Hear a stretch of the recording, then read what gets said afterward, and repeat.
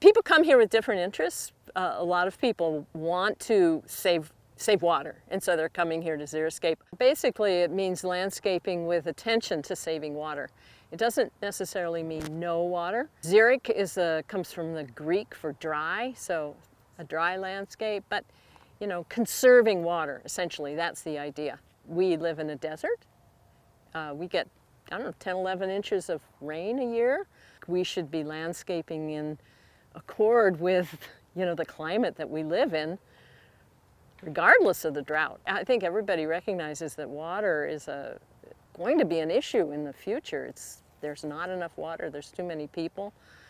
We need to keep water in the rivers for fish, etc. I would say there's different ways to go about xeriscaping, and there's some ways that are very low maintenance in the long term, particularly if people are thinking about shrubs and organic mulch with those shrubs, creeping ground covers with those shrubs. That can be a very low maintenance landscape. My favorite planting time is the fall, because that gives your plants a whole long season through late fall, winter, early spring to get established and start growing.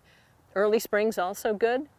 The further you get into the heat of the summer, the more difficult it is. Local, very, very low water plants, I always tell people about sagebrush, rabbitbrush, and bitterbrush. Those grow in the lower foothills right here with no water.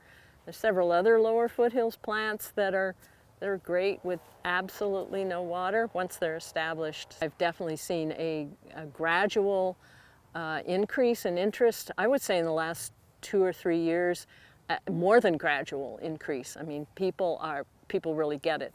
There's been so much publicity about the problem with bees, the problem with monarch butterflies, and the problem with water. Climate change is becoming more and more obvious with every passing day, and people are wanting to do something. And you know, one of the best things you can do is to stop using so much water.